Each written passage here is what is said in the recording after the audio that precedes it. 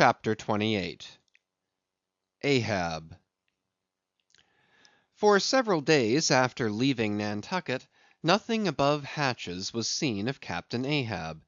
The mates regularly relieved each other at the watches, and for aught that could be seen to the contrary, they seemed to be the only commanders of the ship; only they sometimes issued from the cabin with orders so sudden and peremptory, that after all it was plain they but commanded vicariously. Yes, their supreme lord and dictator was there, though hitherto unseen by any eyes not permitted to penetrate into the now sacred retreat of the cabin. Every time I ascended to the deck from my watches below, I instantly gazed aft, to mark if any strange face were visible; for my first vague disquietude touching the unknown captain, now in the seclusion of the sea, became almost a perturbation. This was strangely heightened at times by the ragged Elijah's diabolical incoherences uninvitedly recurring to me, with a subtle energy I could not have before conceived of. But poorly could I withstand them, much as in other moods I was almost ready to smile at the solemn whimsicalities of that outlandish prophet of the wharves. But whatever it was of apprehensiveness or uneasiness (to call it so) which I felt, whenever I came to look about me in the ship, it seemed against all warranty to cherish such emotions. For though the harpooneers, with the great body of the crew, were a far more barbaric, heathenish, and motley set than any of the tame merchant ship companies which my previous experiences had made me acquainted with, still I ascribed this, and rightly ascribed it, to the fierce uniqueness of the very nature of that wild Scandinavian vocation in which I had so abandonedly embarked. But it was especially the aspect of the three chief officers of the ship, the mates, which was most forcibly calculated to allay these colorless misgivings, and induce confidence and cheerfulness in every presentiment of the voyage. Three better, more likely sea officers and men, each in his own different way, could not readily be found; and they were, every one of them, Americans; a Nantucketer, a Vineyarder, a Cape man. Now, it being Christmas when the ship shot from Outer Harbor, for a space we had biting polar weather, though all the time running away from it to the southward; and by every degree and minute of latitude which we sailed, gradually leaving that merciless winter and all its intolerable weather behind us. It was one of those less lowering but still grey and gloomy enough mornings of the transition, when with a fair wind the ship was rushing through the water with a vindictive sort of leaping and melancholy rapidity, that as I mounted to the deck at the call of the forenoon watch, so soon as I levelled my glance towards the taffrail, foreboding shivers ran over me. Reality outran apprehension. Captain Ahab stood upon his quarter deck. There seemed no sign of common bodily illness about him, nor of the recovery from any. He looked like a man cut away from the stake, when the fire has overrunningly wasted all the limbs without consuming them, or taking away one particle from their compacted, aged robustness. His whole high, broad form seemed made of solid bronze, and shaped in an unalterable mould like Cellini's cast Perseus. Threading its way out from among his grey hairs, and continuing right down one side of his tawny, scorched face and neck, till it disappeared in his clothing, you saw a slender rod like mark, lividly whitish. It resembled that perpendicular seam sometimes made in the straight lofty trunk of a great tree, when the upper lightning tearingly darts down it, and without wrenching a single twig, peels and grooves out the bark from top to bottom, ere running off into the soil, leaving the tree still greenly alive, but branded. Whether that mark was born with him, or whether it was the scar left by some desperate wound, no one could certainly say. By some tacit consent throughout the voyage, little or no allusion was made to it, especially by the mates. But once Tashtego senior, an old Gayhead Indian among the crew, superstitiously asserted that not till he was full 40 years old did Ahab become that way branded, and then it came upon him not in the fury of any mortal fray, but in an elemental strife at sea. Yet this wild hint seemed inferentially negatived by what a grey Manxman insinuated, an old sepulchral man, who having never before sailed out of Nantucket, had never ere this laid eye upon wild Ahab. Nevertheless, the old sea traditions, the immemorial credulities, popularly invested this old Manxman with preternatural powers of discernment, so that no white sailor seriously contradicted him when he said that if ever Captain Ahab should be tranquilly laid out, which might hardly come to pass, so he muttered, then whoever should do that last office for the dead would find a birthmark on him from crown to sole. So powerfully did the whole grim aspect of Ahab affect me, and the livid brand which streaked it, that for the first few moments I hardly noted that not a little of this overbearing grimness was owing to the barbaric white leg upon which he partly stood. It had previously come to me that this ivory leg had at sea been fashioned from the polished bone of a sperm whale's jaw.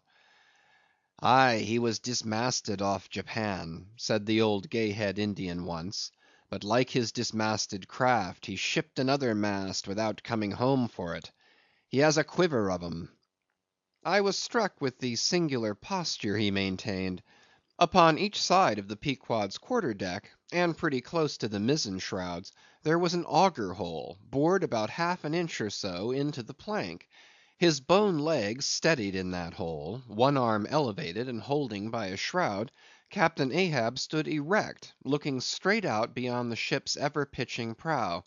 There was an infinity of firmest fortitude, a determinate, unsurrenderable willfulness in the fixed and fearless, forward dedication of that glance. Not a word he spoke, nor did his officers say aught to him, though by all their minutest gestures and expressions they plainly showed the uneasy, if not painful consciousness of being under a troubled master eye. And not only that, but moody, stricken Ahab stood before them with a crucifixion in his face, in all the nameless, regal, overbearing dignity of some mighty woe. Ere long, from his first visit in the air, he withdrew into his cabin. But after that morning he was every day visible to the crew, either standing in his pivot hole, or seated upon an ivory stool he had, or heavily walking the deck.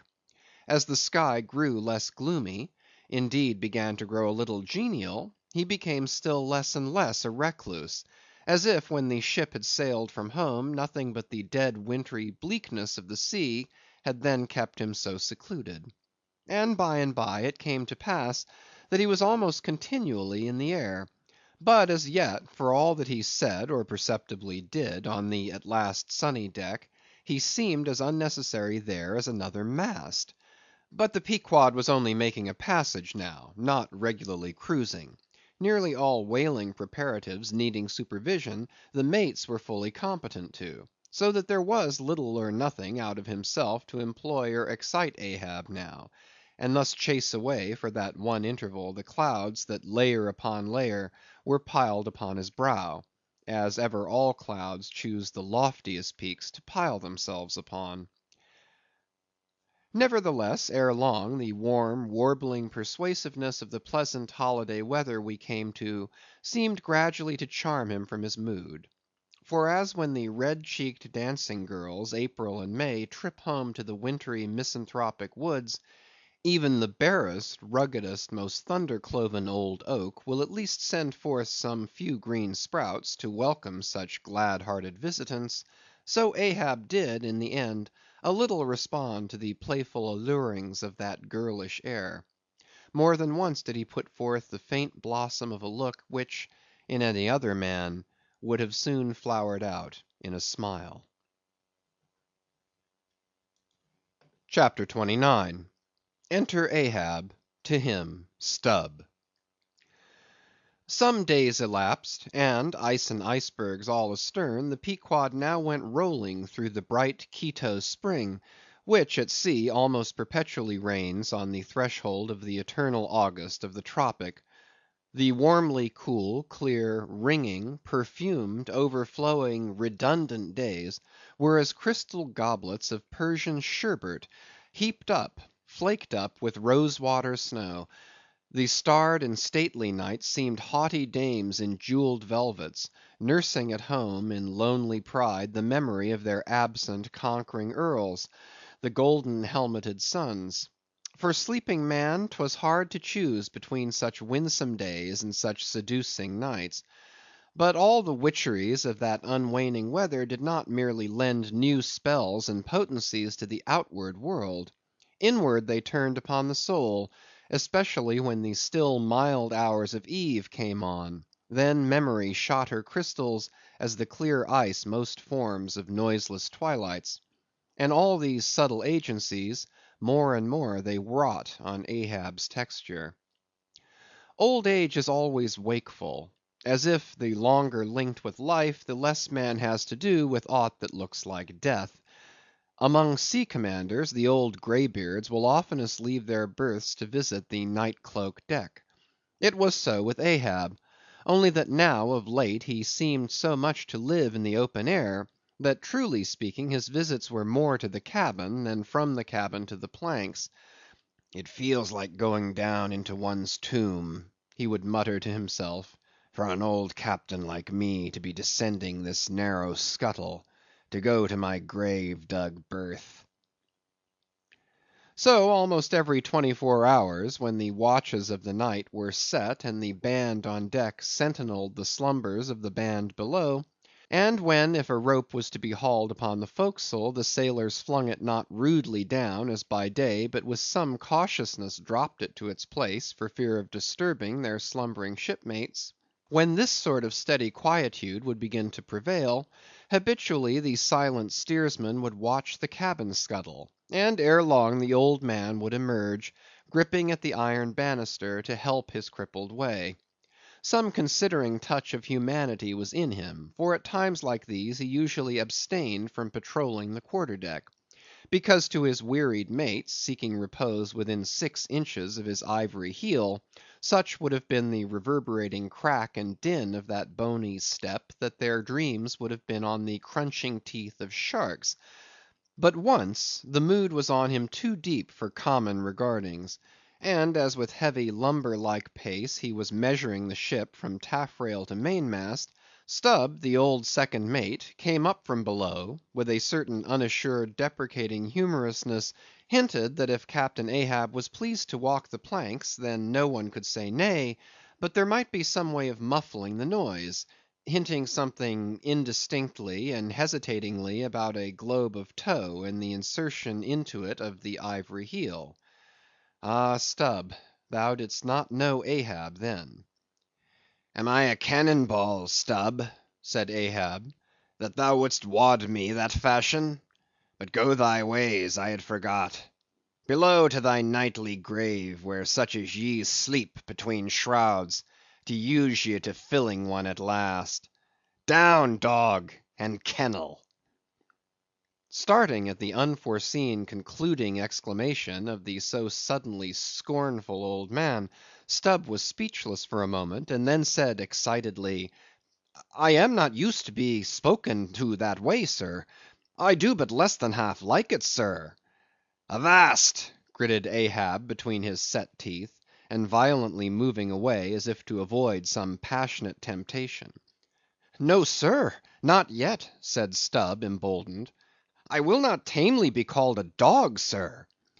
"Then be called 10 times a donkey, and a mule, and an ass, and begone, or I'll clear the world of thee." As he said this, Ahab advanced upon him with such overbearing terrors in his aspect, that Stubb involuntarily retreated. "I was never served so before without giving a hard blow for it," muttered Stubb, as he found himself descending the cabin scuttle. "It's very queer. Stop, Stubb. Somehow, now, I don't well know whether to go back and strike him, or what's that? Down here on my knees and pray for him? Yes, that was the thought coming up in me. But it would be the first time I ever did pray. It's queer, very queer; and he's queer too. Aye, take him fore and aft, he's about the queerest old man Stubb ever sailed with. How he flashed at me! His eyes like powder pans. Is he mad? Anyway, there's something on his mind, as sure as there must be something on a deck when it cracks. He ain't in his bed now, either, more than 3 hours out of 24, and he don't sleep then. Didn't that doughboy, the steward, tell me that of a morning he always finds the old man's hammock clothes all rumpled and tumbled, and the sheets down at the foot, and the coverlid almost tied into knots, and the pillow a sort of frightful hot, as though a baked brick had been on it. A hot old man! I guess he's got what some folks ashore call a conscience. It's a kind of tick-dolly row, they say. Worse nor a toothache. Well, well, I don't know what it is, but the Lord keep me from catching it. He's full of riddles. I wonder what he goes into the afterhold for every night, as Doughboy tells me he suspects. What's that for, I should like to know? Who's made appointments with him in the hold? Ain't that queer now? But there's no telling. It's the old game. Here goes for a snooze. Damn me, it's worth a fellow's while to be born into the world, if only to fall right asleep. And now that I think of it, that's about the first thing babies do. And that's sort of queer, too. Damn me, but all things are queer, come to think of 'em. But that's against my principles. Think not, is my 11th commandment, and sleep when you can is my 12th. So here goes again. But how's that? Didn't he call me a dog? Blazes, he called me 10 times a donkey, and piled a lot of jackasses on top of that. He might as well have kicked me and be done with it. Maybe he did kick me, and I didn't observe it. I was so taken all aback with his brow, somehow. It flashed like a bleached bone. What the devil's the matter with me? I don't stand right on my legs. Coming afoul of that old man has a sort of turned me wrong side out. By the Lord, I must have been dreaming, though. How? But the only way is to stash it. So here goes to hammock again, and in the morning I'll see how this plaguey juggling thinks over by daylight. Chapter 30. The Pipe. When Stubb had departed, Ahab stood for a while leaning over the bulwarks, and then, as had been usual with him of late, calling a sailor of the watch, he sent him below for his ivory stool and also his pipe. Lighting his pipe at the binnacle lamp, and planting the stool on the weather side of the deck, he sat and smoked. In old Norse times the thrones of the sea-loving Danish kings were fabricated, saith tradition, of the tusks of the narwhale. How could one look at Ahab, then, seated on that tripod of bones, without bethinking him of the royalty it symbolized? For a Khan of the plank, and a king of the sea, and a great lord of leviathans, was Ahab. Some moments passed, during which the thick vapor came from his mouth in quick and constant puffs, which blew back again into his face. "How now?" he soliloquized at last, withdrawing the tube. "This smoking no longer soothes. Oh, my pipe! Hard must it go with me if thy charm be gone. Here have I been unconsciously toiling, not pleasuring; aye, and ignorantly smoking to windward all the while. To windward, and with such nervous whiffs, as if, like the dying whale, my final jets were the strongest and fullest of trouble. What business have I with this pipe? This thing that is meant for sereneness, to send up mild white vapors among mild white hairs, not among torn iron grey locks like mine. I'll smoke no more." He tossed the still lighted pipe into the sea. The fire hissed in the waves. The same instant the ship shot by the bubble the sinking pipe made. With slouched hat, Ahab lurchingly paced the planks. Chapter 31. Queen Mab. Next morning Stubb accosted Flask. "Such a queer dream, King Post, I never had. You know the old man's ivory leg? Well, I dreamed he kicked me with it; and when I tried to kick back, upon my soul, my little man, I kicked my leg right off; and then presto, Ahab seemed a pyramid, and I, like a blazing fool, kept kicking at it. But what was still more curious, Flask, you know how curious all dreams are, through all this rage that I was in, I somehow seemed to be thinking to myself, that after all it was not much of an insult, that kick from Ahab. Why, thinks I, what's the row? It's not a real leg, only a false leg. And there's a mighty difference between a living thump and a dead thump. That's what makes a blow from the hand, Flask, 50 times more savage to bear than a blow from a cane. The living member, that makes the living insult, my little man. And thinks I to myself all the while, mind, while I was stubbing my silly toes against that cursed pyramid, so confoundedly contradictory was it all the while, I say, I was thinking to myself, what's his leg now but a cane? A whalebone cane. Yes, thinks I. It was only a playful cudgeling, in fact only a whaleboning that he gave me, not a base kick. Besides, thinks I, look at it once, why, the end of it, the foot part, what a small sort of end it is; whereas if a broad-footed farmer kicked me, there's a devilish broad insult. But this insult is whittled down to a point only. But now comes the greatest joke of the dream, Flask. While I was battering away at the pyramid, a sort of badger-haired old merman, with a hump on his back, takes me by the shoulders and slews me round. What are you about, says he. Slid, man, but I was frightened. Such a phiz! But somehow next moment I was over the fright. What am I about, says I at last, and what business is that of yours, I should like to know, Mr. Humpback? Do you want a kick? By the Lord, Flask, I had no sooner said that, than he turned round his stern to me, bent over, and dragging up a lot of seaweed he had for a clout, what do you think I saw? Why, thunder alive, man, his stern was stuck full of marlin spikes, with the points out. Says I, on second thoughts, I guess I won't kick you, old fellow. Wise Stubb, says he, wise Stubb, and kept muttering it all the time, a sort of eating of his own gums like a chimney hag. Seeing he wasn't going to stop saying over his wise Stubb, I thought I might as well fall to kicking the pyramid again. But I had only just lifted my foot for it, when he roared out, stop that kicking. Hallo, says I, what's the matter now, old fellow? Look ye here, says he, let's argue the insult. Captain Ahab kicked you, didn't he? Yes, he did, says I, right here it was. Very good, says he, he used his ivory leg, didn't he? Yes, he did, says I. Well then, says he, wise Stubb, what have you to complain of? Didn't he kick you with right good will? It wasn't a common pitch-pine leg he kicked with, was it? No, you were kicked by a great man, and with a beautiful ivory leg, Stubb. It's an honor. I consider it an honor. Listen, wise Stubb. In old England, the greatest lords think it great glory to be slapped by a queen, and made garter knights of. But be your boast, Stubb, that ye were kicked by old Ahab, and made a wise man of. Remember what I say.